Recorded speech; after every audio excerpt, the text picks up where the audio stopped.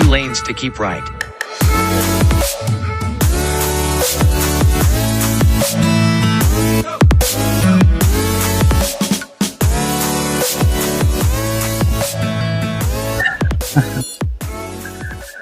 Oh, it's so good. Hey guys, welcome to Prepare to Go There. You found a daily coaching journey for friends and leaders alike who agree it's important to lead yourself and stay focused on the future. My name is Peter.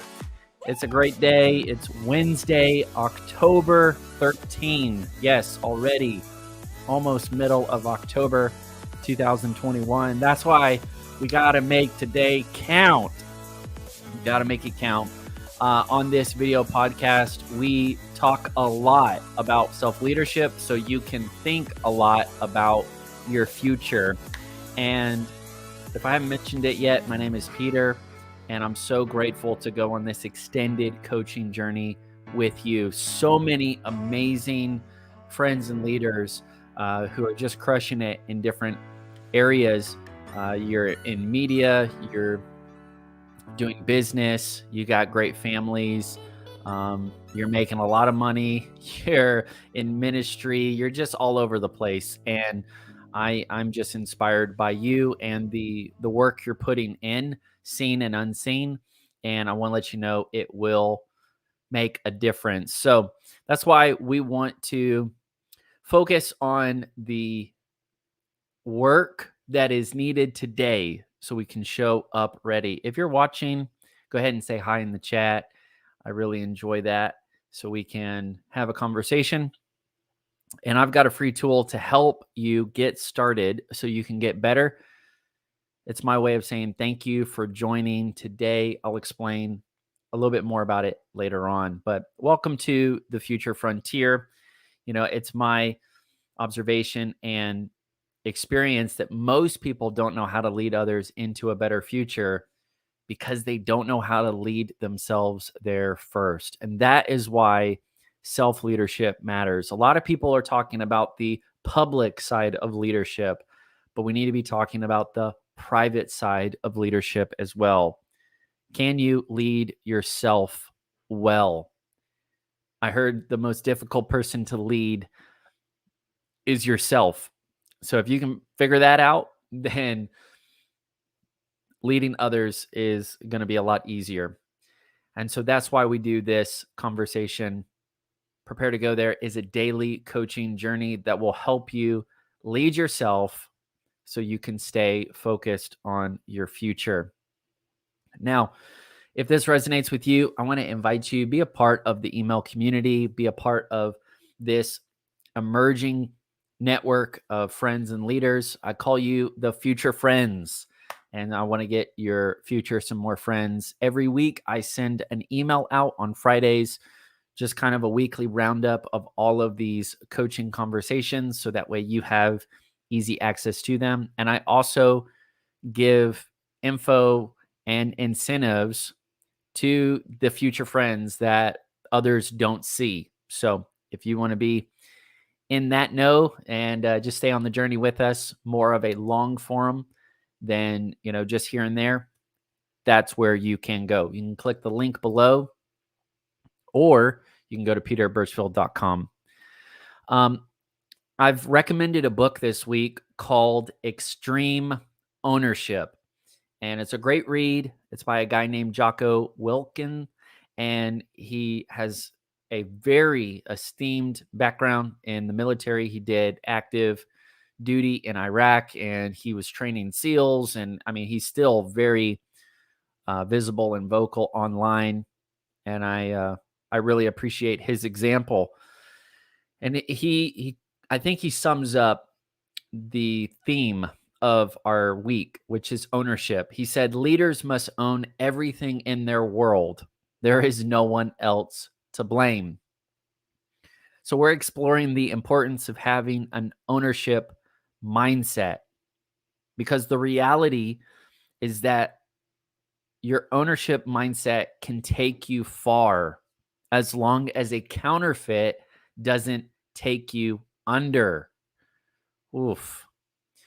So we gotta talk about this and figure out what it looks like. And that's why I'm blasting our entire community with this call to action. Don't sink your ownership. Don't sink that mindset. And I know it's a word picture, but it's one that resonates with me, right? Ownership. Make sure that the boat that is taking you far, taking you places, taking you into the future is secure. And it happens, you can sink your ownership mindset when you let the wrong influences get inside it. There's a quote that sets this up nicely. Says an entire sea of water can't even sink a ship unless the water gets inside it. And so the same is true. Man, you can go far if you don't let a counterfeit get inside and take you under. So I identified 4 counterfeits to an ownership mindset. And they are entitlement, laziness, procrastination, and denial. Really encouraging stuff, right? But the reason I want to bring these up is because for some weird reason, there are some aspects of all of these mindsets that can be initially appealing. There's some justifications, and we've got to be able to know what these counterfeits look like, sound like, feel like, so that way when it happens in the moment, we're not just going to let it on board, but we're going to protect our ownership mindset from sinking. So you can piece the conversations on your own, but today is all about laziness and procrastination. And I want you to hear me on this, because this ownership mindset can take you far. I mean, so far. You can do amazing things if you'll be willing to take responsibility, if you'll be willing to face things head on. You're not going to shift the blame. You're not going to, basically just be irresponsible, immature, but you really learn more of what adulting is all about. And if you take ownership for your thought life, take ownership for what you say, take ownership for your friendships, relationships, take ownership for your work ethic, take ownership for your time, take ownership of your money, take ownership of your goals, take ownership of what's working, take ownership of what's not working. If you'll do that, you can actually go very, very far, even in spite of challenges and difficulty and even shortcomings. But if you let a counterfeit on board, it won't take you far. It will take you under. And laziness will absolutely sink your ownership. Here's a quote from Ben Franklin. He said, "Sloth makes all things difficult. Industry is easy, makes things easy. He that rises late must trot all day." That's good. "And shall scarce overtake his business at night, while laziness travels so slowly that poverty soon overtakes him." Man, that is a bombshell statement. I want you to think about it. Sloth, laziness, idleness, complacency, right? These are the things we're talking about. They slow you down. They make you so slow that poverty itself will overtake you. And that's not just Ben Franklin talking. That's actually a Bible verse. There's some ancient wisdom for modern times waiting on us. Let me read this quote to you. Proverbs 6, verse 6. "You lazy people, you should watch what the ants do and learn from them. They have no ruler, no boss, no leader, meaning no one's forcing them to do the work. No one's making them show up to work. No one's making them hit the due date or, have that internal drive. It's all internally motivated. They are modeling to us a principle, and it's self-leadership. They are self-led. But in the summer, ants gather all of their food and save it, so when winter comes, there is plenty to eat. You lazy people, how long will you go? Are you going to lie there? How long are you just going to, be limp here? When will you get up? You say, I need a rest. I think I'll take a short nap. But when you sleep and sleep and sleep and become poorer and poorer and poorer, trying to emphasize that so my Texas accent doesn't mess it up. Man, you guys are making my day. It's so good seeing y'all online. Thank you. That's it. Passiveness. When you sleep and sleep and get poorer and poorer, soon you will have nothing. It will be like a thief came and stole everything you own. It's really good. I want to go back to this quote. Sloth makes everything difficult. Industry, or having that drive, that work ethic, it'll actually make things easier. Having a lifestyle of preparation will overcome a lifetime of procrastination. It's only one or the other. All right, the first quote was from Ben Franklin, and the scripture was Proverbs 6, verse 6. I love what he says here.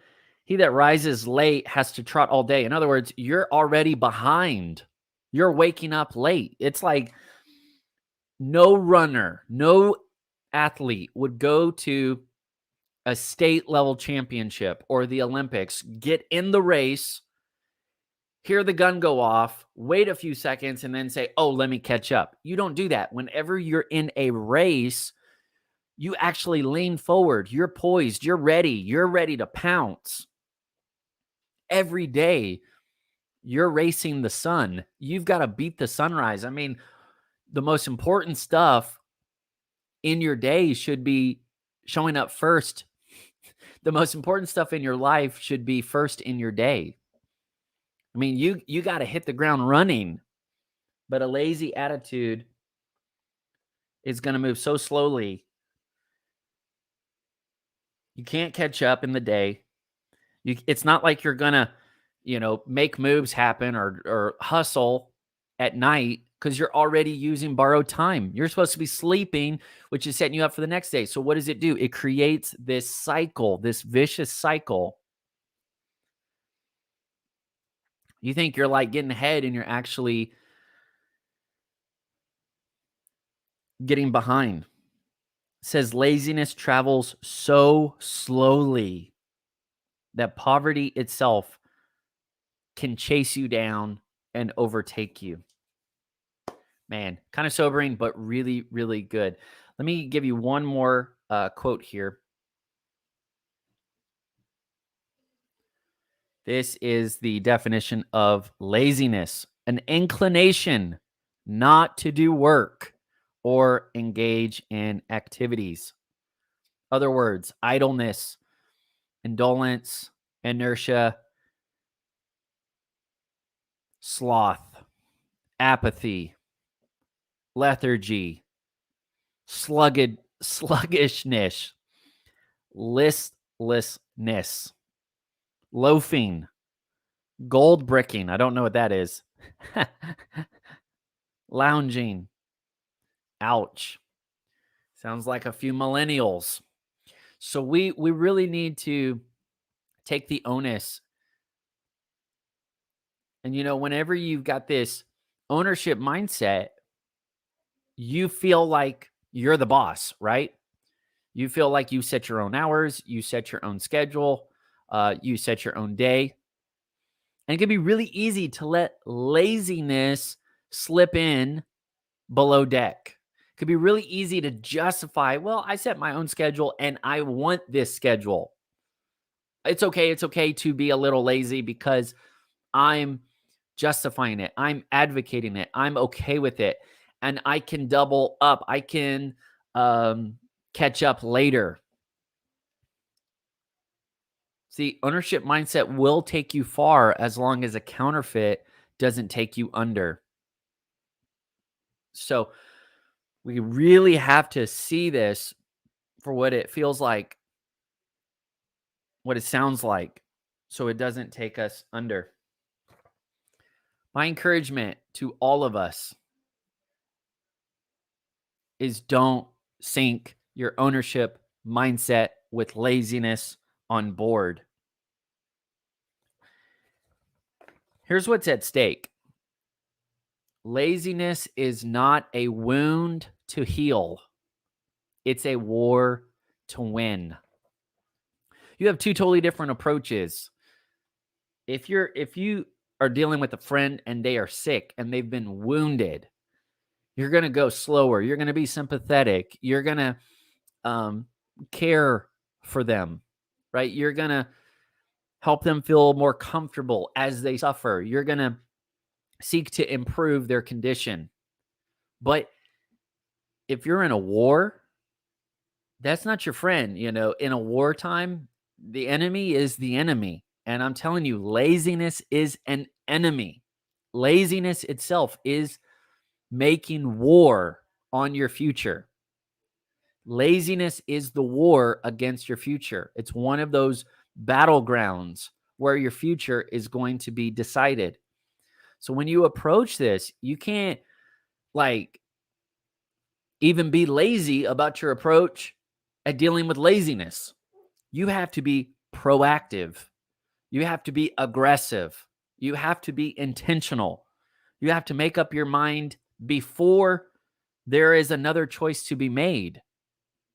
I do not value laziness. I do not tolerate that attitude of ingratitude that would allow me to roll over. There's actually a lot of value in taking ownership. And really, it comes down to stewardship. But laziness is a wound to heal, it's not just a wound to heal, it is a war to win. The irony is that laziness is not nearly as harmless as it seems. Whenever you feel lazy, you're like, nothing's happening. I'm cool. I'm chill. I'm just hanging out on the couch, in my basketball shorts, or, I got my Crocs on, and I mean, that can't hurt anything. And that is the irony. While you are chilling, there is an invading force that is coming through the door. You have no idea that you're actually setting yourself up for a combat zone. In time, the effects of laziness will overtake you. I talk a lot about this. The default of every day is delay and decay. But you and I have a choice to use our God-given intentionality, creativity, and productivity to redeem that time. It can be great, but time itself is just a multiplier. Nothing more, nothing less. It is a multiplier. Whatever you're putting in it, that's what you're going to multiply. You sow good, you're going to grow good. You sow bad, you're going to grow bad. And we've got to have a new mindset about laziness. The irony is that all of these indulgences we're making, we're just indulging a little bit here, a little bit there, eating this, drinking that, sleeping in, hanging out, chilling, vacationing, going on, just always opting out, opting out, opting out. And all the while, those little indulgences are making you weaker, while at the same time, your enemy, laziness, poverty, is getting stronger. Isn't that backwards?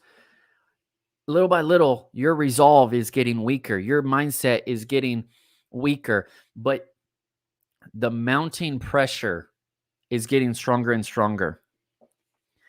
Now, I'm going to tell you something maybe you've heard, maybe you haven't heard, but I want to help you.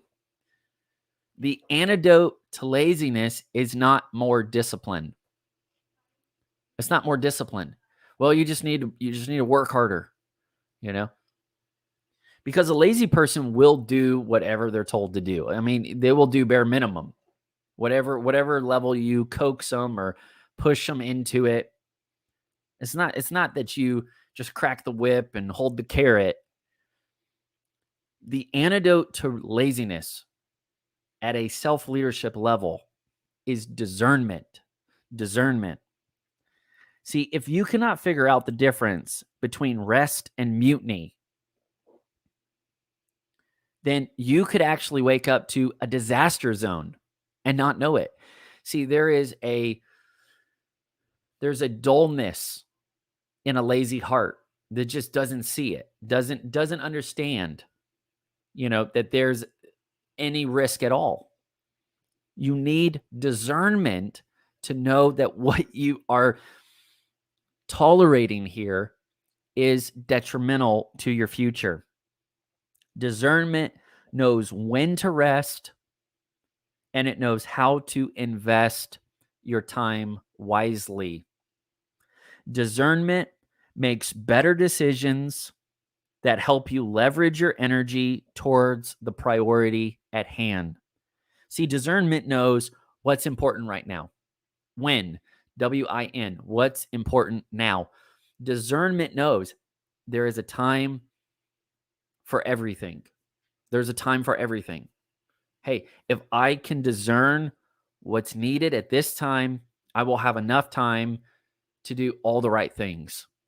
But if I do not have discernment, I'm going to be opting out when I could be leveling up.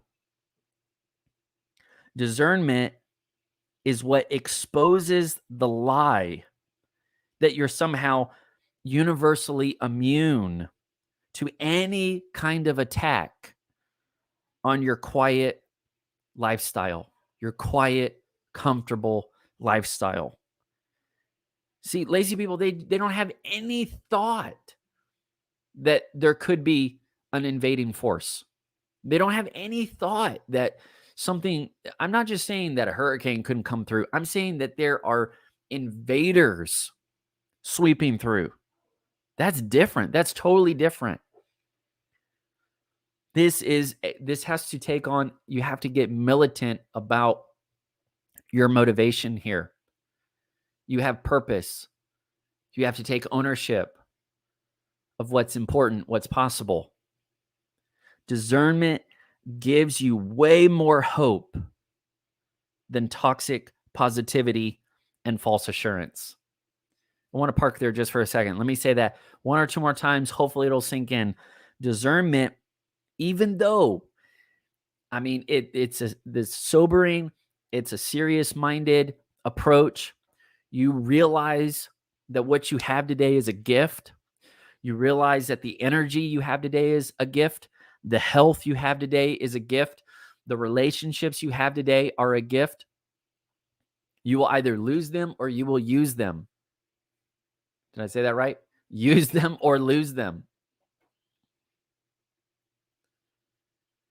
And discernment gives us way more hope than even toxic positivity or false assurance could. See, just having happy thoughts doesn't make this situation brighter. But having real discernment is what makes the difference.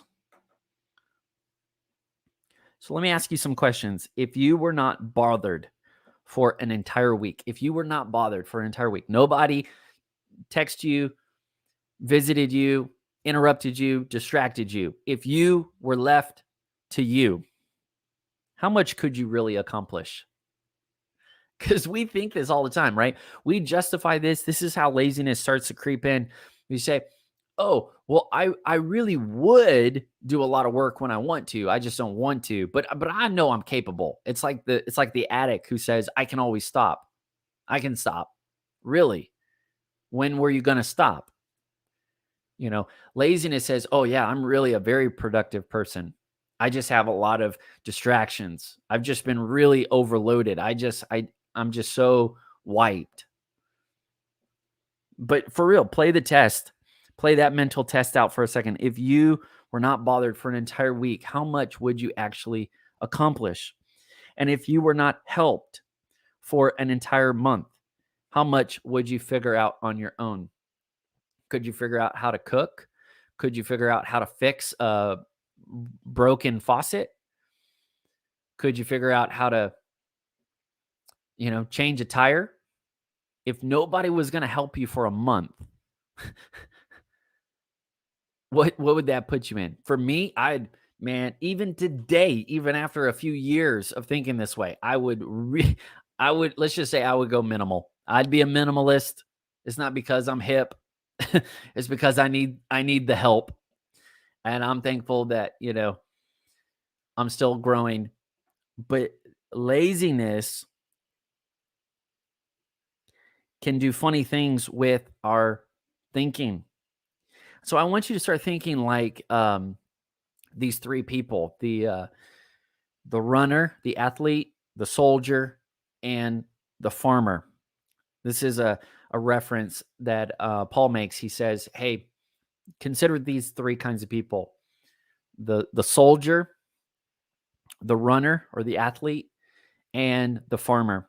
And here's what they think. This is the way they think. This is how you need to think in order to lead yourself and succeed. For the soldier, the instruction is don't get distracted. Don't get distracted. For the runner, don't get disqualified. Don't get disqualified. And then for the farmer, don't get discouraged. Don't get discouraged. So we need discernment so we can understand what laziness looks like and feels like. But for the farmer in particular, farmers, and I'll throw in homesteaders as an example, they cannot afford to be lazy. They can't afford to be lazy. They have to work efficiently to make it work. Each challenge will then create a skill set that makes them a little bit more resilient for the future. So just staying comfortable is not the only way you're going to go forward into the future. I think it's funny we have, a whole generation that is excited and really striving to get their passive income on. I'm for, generational wealth all day. But why can't we call it passion income? Why does it have to be? Well, anyways, that's not the point. Here's some other quotes.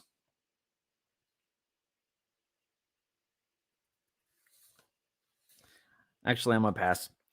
Let's keep going. Now, we want to talk about procrastination because they are similar but not the same. Some people say, well, I get lazy sometimes and that's why I procrastinate. That may not be the case. Procrastination, or the word cras, C-R-A-S, is the original word, or kind of the root word in there is tomorrow. Tomorrow. So you're always pushing something off to the eternal tomorrow. It's kind of like the idea, maybe you've heard the quote, someday is not a day of the week. Someday is not a day of the week. And yet that's what we do whenever we talk about things that are important. Whenever we talk about things we want to do, we say, yeah, that'd be so great, bro. I would love to hang out. I'd love to talk. I'd love to, work on that. Let's do that someday. Let's do that someday. You got to really be careful with your language. You have to listen to yourself, because laziness and procrastination have a language. They say code words. They do not commit. It is non-committal language.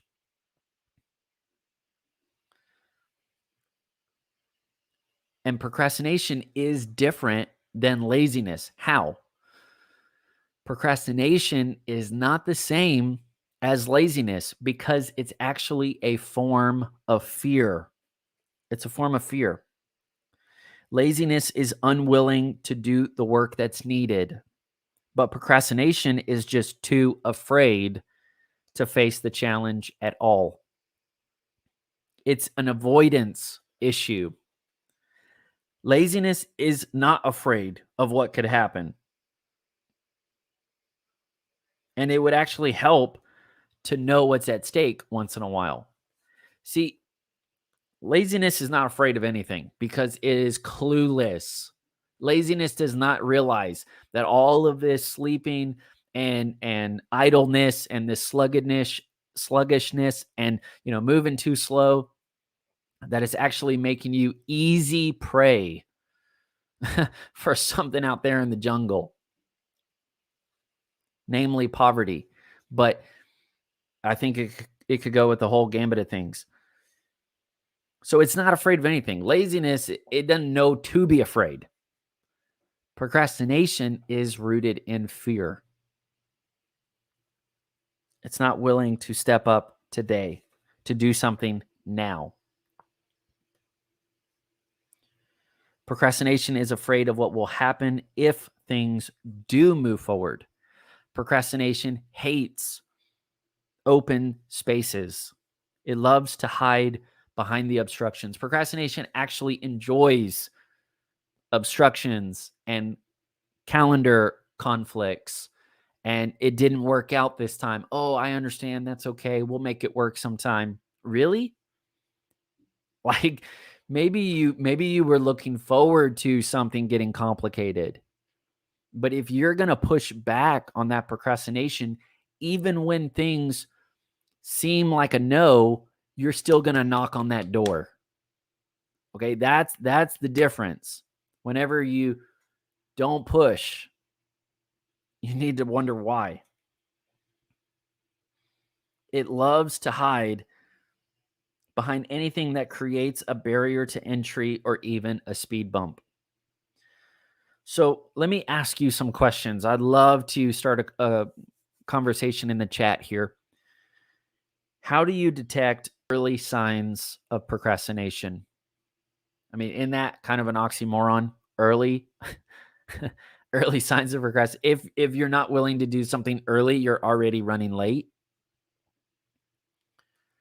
Early signs of procrastination. You're not ready. Wait, let me say it this way. You're not done today until you're ready for tomorrow. You're not. You're not done today until you're ready for tomorrow. You want to walk in ready. You want to walk into tomorrow ready as best you can. That's the game. That is the practice. Every day you're showing up ready. So how do you detect early signs of procrastination? Here's another one. How can you prevent procrastination? What are you going to do differently to prevent procrastination? Here's a better one. What are you going to do to attack procrastination?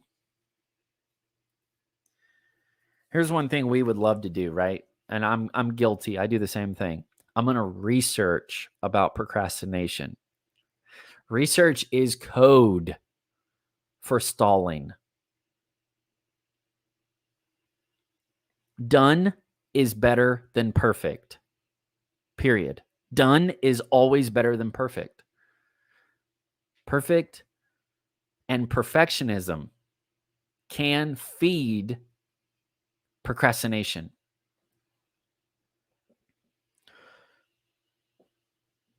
So how are you going to detect? How are you going to prevent? How are you going to attack procrastination?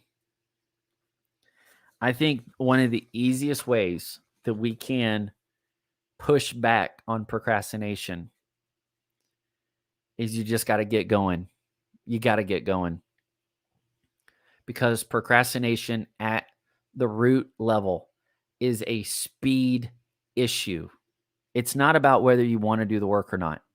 It's not about whether you want to write that book or not. It's not about whether you want to go on that date or not. It's not about whether you want to learn about investing or not, or figure out real estate or not. It's not about your intention. It's not about your willingness to do the work. It's about the amount of time you're willing to tolerate between the moment you have the thought and the moment you take the picture of the experience you just had. It's a speed issue. It's not about direction. Procrastinators actually have a plan. They spend a lot of time planning. I felt like a whistleblower. I'm having a little open group therapy here. It's all good. We love to plan, right? But the moment you take that first step, the moment you get the ball rolling, the moment you break out of imaginary world and you say, you change your language from someday to Tuesday, boom, something changed. If you go too slow with the things you already know about, if you know about something, why don't you do something right now? In fact, you see things on your calendar all the time, and you put things on the calendar all the time. I mean, you know that a holiday is coming at the end of the year. You know that your family members all have birthdays. You know that your parents have an anniversary. You know that your community is going to have a gathering. You know all these things. You can clearly see them as big rocks on your calendar. And yet we say, well, I'll work on it later. And that is the downfall. That's the downward spiral. I got to brag on my mother-in-law for a second. My mother-in-law is amazing. She is so stinking proactive. I mean, I'm not kidding. She will have birthday gifts, Christmas gifts months in advance. She is amazing at finding the best deals, the discounts. You say, how did you do this? How did you find this? This is amazing. She said, oh, well, we got it like, 3 months ago. There was a sale for it 3 months ago, so I just scored it there. I mean, she is very intentional. Whenever they come back from a trip, she will not go to sleep until everything in the suitcase has been emptied, has been washed, has been put up. I mean, that's amazing. But this is a lady on a mission. She is like focused. And let me tell you what's at stake. Procrastination is not about your intention. It's not about knowing if you have a plan or not. Procrastination is a speed issue. It really is a speed issue. I want to use an example. If you slow down your heart rate too low, too slow for too long, you can die that way. I mean, I know that's obvious, but think about what's at stake. If you take something so slow, it really can be life or death. It's not just like, well, I'm taking my time. I'm figuring, I'm figuring things out. Do you want that dream to live or die? Do you want that project to live or die? Do you want that opportunity to live or die? Because we are talking about missed opportunities that you may or may not get back. And while this is at stake, many people will subscribe to self-leadership and they still bottom out because they are wasting time just trying to save face. I mean, it is good to get going. The core breakdown here is a willingness to make decisions and then to back them up. You have to make decisions. You have to practice being decisive. You have to practice being decisive. Indecision is the tolerance of delay. Practice being decisive and then making decisions that are so clear that you could take an action as soon as possible. And this becomes a best practice for you and for your team. At the end of the day, when we're thinking about laziness, okay, that's a value. That's a value that you have to have. But when we talk about procrastination, that is a skill set that you have to have. So here's a best practice that I want to help, that will help you waterproof your ownership mindset. Practice making good decisions that can be repeated at full speed. Practice making decisions that can be repeated at full speed. Now, there's some steps to this. So the first step is practice. This is going to take time. This is going to take some work, but that's what today is for. You're going through the necessary, unnoticed preparation, because when you show up, you want to show up ready. You don't want to just try to rise to the occasion. You want to be confident that you're going to fall back on some preparation. And so practice this. What are we practicing? Making good decisions. Practice making good decisions. How do you do that? You weigh decisions you've already made against the results that you can see. How did it go last time? What did I do last time? Did I fight? Did I flight? What was going on? And you're making better and better decisions. I got to give credit to Peter Drucker. He's the grandfather in management thinking, and that was one of his classic go-tos. So practice making decisions. But don't just make one-time decisions. Don't just make decisions every time you're called upon.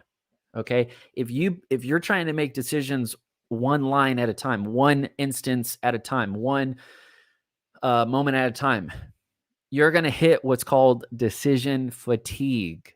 Decision fatigue is like death by 1,000 paper cuts.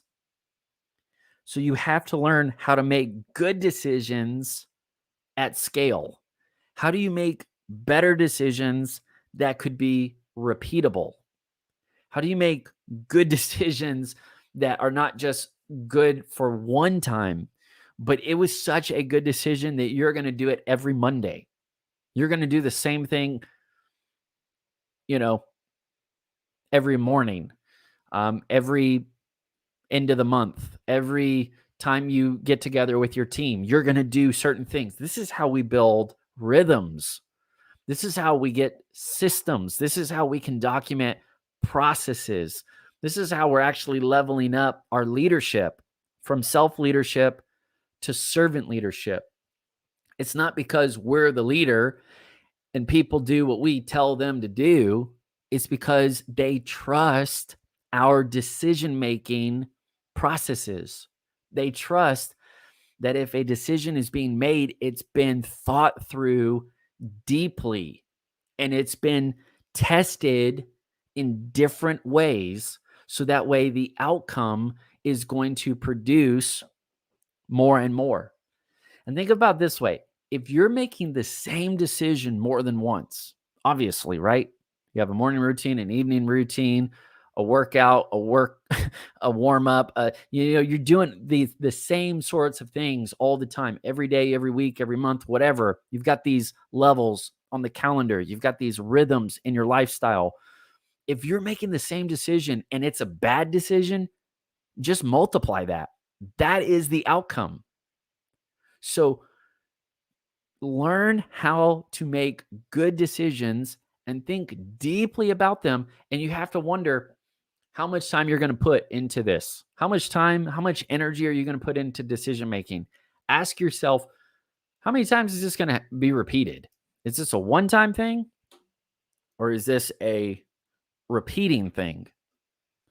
And if you're talking about a project, or if you're talking about an arrangement, an expectation on yourself or others, and you know that this is going to be lasting, you better slow down long enough. You said, Peter, I thought you said don't slow down. No. I'm saying learn to make decisions that don't have to have all of these speed bumps. Because what happens is we get all of these clashes and conflicts and recalls. We're constantly recalling things we planned. We're recalling things we worked on. And then we're saying, oh, well, that's why planning doesn't work. No, it's because you made a bad plan, because you were rushing through it before instead of thinking about it long enough, strong enough, so that way you could actually export it. And once, it's like a quarterback, once you let go of the football, once you release, man, you're not getting it back. So you better make sure that you made the throw count. So you've got to work at your decision making and make sure that you can make good decisions that are going to be repeated, and then they're going to be released at full speed. Meaning, from the moment you make the decision, there's no hesitation, forward. From the moment you own it, from the moment you take ownership of that decision, not this vacillating, not this double-mindedness, not this back and forth. That is how we make room for laziness to get on board. That is how we get contaminated with procrastination. It's when we're not confident or competent in our decision making, and we leave all this time up. We tie up all this time brooding, thinking, vacillating, going back and forth. It's just confusing. And then basically you kind of set out a half decision or a semi decision, but it wasn't really green lighted to go full speed. Maybe you gave an idea, but you didn't attach a budget to it. Or maybe you gave an idea, but you only told a few people. And so then there's a whole bunch of other people that don't know about it. See, that's the kind of stuff that stalls. That's the kind of stuff that makes your decision making stale. So practice making decisions at scale that can be repeated and then can be launched at full speed. So the moment we say we're doing this, it's full steam ahead. We're not making room for laziness to creep in. We're not making room for procrastination to justify the work that's not being done. And this is how we justify this stuff. We say, well, I didn't know. We didn't have all the answers. We didn't get all the facts. It really wasn't put together well. And we go back to bad strategy, and that's how we justify no execution. So don't let things leak into your ownership mindset at the decision-making level, because once you make a decision, you know what's at stake. There can be no tolerance for laziness. There can be no margin of error for procrastination. No, you're not going to get it perfect the first time. No, you're not going to have it all put together. But you have to work at this, and you have to know what it looks like. And then out of that, you're going to begin to empower other people